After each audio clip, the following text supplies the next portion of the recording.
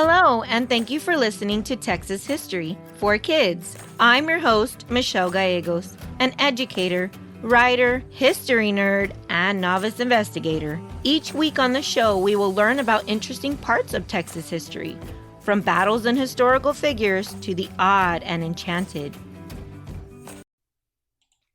Hi, and welcome back to Texas History for Kids. This is episode number 94, and I'm your host, Michelle Gallegos.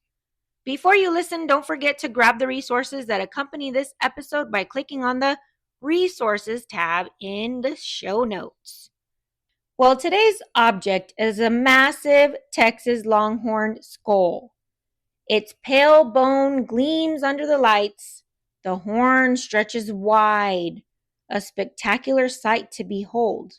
Today, our artifact tells the story of an animal that faced importation, near extinction, and a revival of a species, making it one of Texas's official state symbols.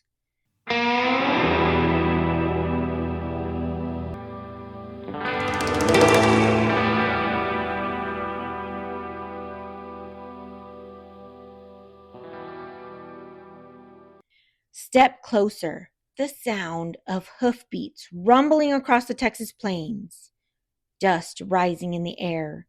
The skull before us once belonged to one of the most iconic creatures in all of Texas history, the Texas Longhorn. Here's my big question. Aren't longhorns just cows with fancy horns?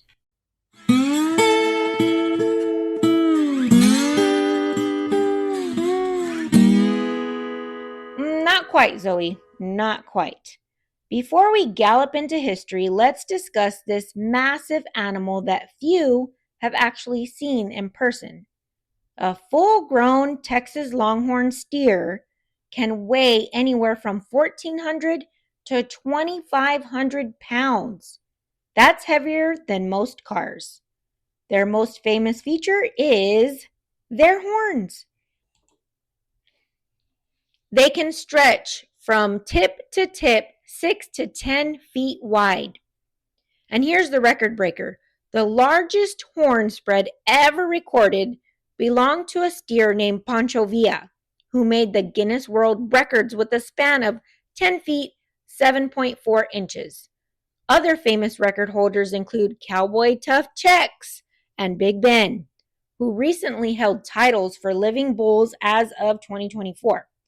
On the smaller end, though, some longhorns have only about 3 feet from tip to tip. Tiny by longhorn standards, but still bigger than most cattle breeds. For scale, 3 feet is about the height of a 3-year-old. Their coats are colorful as Texas sunsets. Reds, browns, blacks, whites, and even speckled in every pattern. Just one look and you know why Texans adore them. So, to answer your question, Zoe, no, they are not just fancy cows. So the Longhorn's roots stretch way back. On the voyages of Christopher Columbus in 1493, the Spanish first brought Longhorn cattle to the Americas. Now, these ocean-crossing animals became the first cattle population in North America. So how did they bring cattle across the ocean? Wooden ships carried them in cramped cages below the deck, where they were placed with other animals like chickens, goats, and pigs. They were given hay and only a few barrels of water that were carefully rationed out for this long ride they were enduring. Wow, I bet they got seasick. Well, the cattle, the pigs, and the sheep were kept below the deck so they couldn't see the ocean. They lived in dim, cramped pens with little light and very poor air circulation. Sailors sometimes hauled them up for exercise or even to get them fresh air, but usually they stayed in the dark areas down below.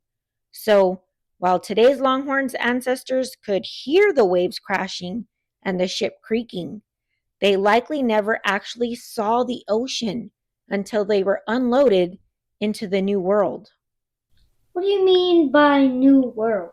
Well, to Europeans, the Americas, meaning North America, South and Central Americas, as well as the Caribbean islands, were new because they had never been mapped out or written about in European records before Columbus's voyages. Of course, they weren't actually new at all. Now, we all know that the native civilizations had lived here for thousands of years. So, the voyage could take 5 to 7 weeks, and storms often made the trip brutal. Many animals didn't survive, but the longhorns that did started new herds in the Caribbean, Mexico, and North America, like in Texas. So, from the ocean voyagers to the ancestors of the Texas Longhorns, they hoofed their way into history. So, beginning in the 1600s, Spanish settlers carried longhorn cattle into what is now Texas. The English brought their own cattle in 1623, pulling wagons, plowing fields, and providing milk. Some escaped and roamed wild, and they adapted to the harsh land they were given. The travelers in early 1700s even rode of wild herds, now native game, wandering like deer or buffalo. So by 1821, cattle from North America had pushed west, mixing the Spanish and the English herds. Even American Indians developed their own cattle strains from this mixture. Mexico, Texas, and the Louisiana Purchase became the great blending pot from where Texas Longhorns emerged.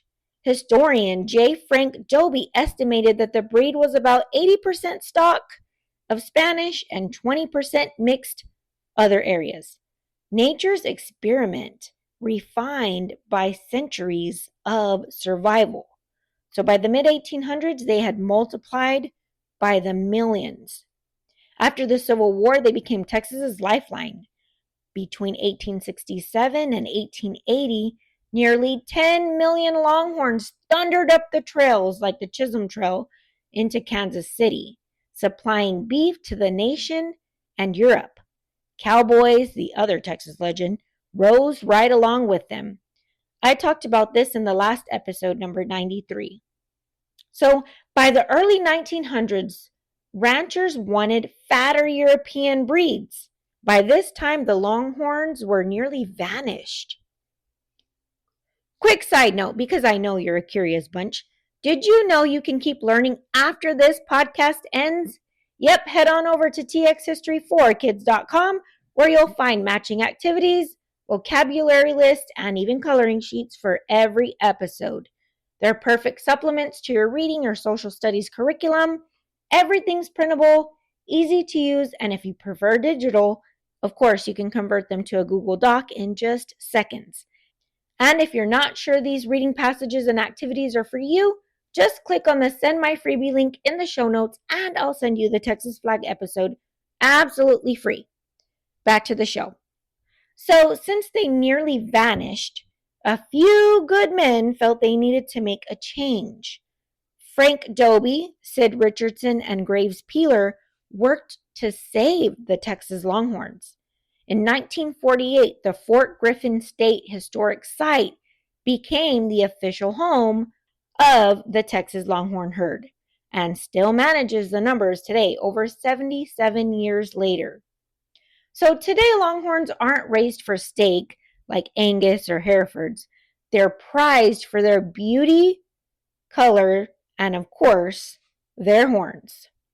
Take Kent and Sandy Harrell, who are ranchers in Oklahoma who raised Longhorns for over 40 years. At a livestock auction, another rancher told Kent, "I'm sorry, there's no money in Longhorns." Kent just grinned and replied, "Well, I sold one 2 months ago for $700,000. Now, that Longhorn was H.R. Rosette, a gentle white cow with brown blotches and horns stretching more than 100 inches. That's over 8 feet long. Whoa, that's taller than a person. Yep, and she was sold in 2023 at the Legends Longhorn auction. the highest price ever paid for a Longhorn, topping the previous, which was only $380,000 for the record. Only, guys, I said only. So for her new owner, she's both an investment and, of course, a living piece of art. The great thing about her is she'll be bred and she'll be able to pass on her astonishing horn growing genetics to future calves. The Texas Longhorn isn't just a piece of history either, it's a part of our modern day Texas life. For instance, the Longhorn, the proud mascot of the University of Texas at Austin, where the famous steer, Bevo, appears at football games. Now, Longhorn images decorate murals, school logos, and even pickup trucks across the state. Ranches still raise them for their beauty, but let's not forget the town of Fort Worth that hosts daily cattle drives where visitors can see Longhorns marching down the street twice a day. From sports to art to rodeos, the Longhorn has become a lasting symbol of toughness and spirit. It's quiz time! All right, listeners, time to test what you've learned about the Texas Longhorn. About how much does a full-grown Texas Longhorn steer weigh? A. 800 to 1,000 pounds. B. 1,400 to 2,500 pounds. C. 3,000 to 3,500 pounds. Well, if you guessed 1,400 to 2,500 pounds, you are absolutely correct. Question 2. What is the name of the University of Texas mascot, the famous Longhorn who appears at football games? A. Rosette. B. Bevo. C. Poncho. If you don't know the answer to this one, we might as well just kick you out of Texas. B. Bevo is the correct answer. So when you see a Texas Longhorn today, whether it's parading in Fort Worth or grazing at Fort Griffin, you're looking at a living history. From Columbus's voyage to the Spanish settlers, from cowboy cattle drives to the Guinness World Records, the Longhorn has survived it all. The mystery remains. Is it their wild origins, their sheer resilience, or their breathtaking horns that make the Texas Longhorn such a symbol of pride and worthy of nearly a fortune? Thank you for listening to Texas History for Kids. Hit that subscribe button and follow the show. More importantly, share it with others who might find it interesting too. And don't forget, the best Texas stories live just beyond the lessons in your classrooms, waiting for you to explore. Stay curious.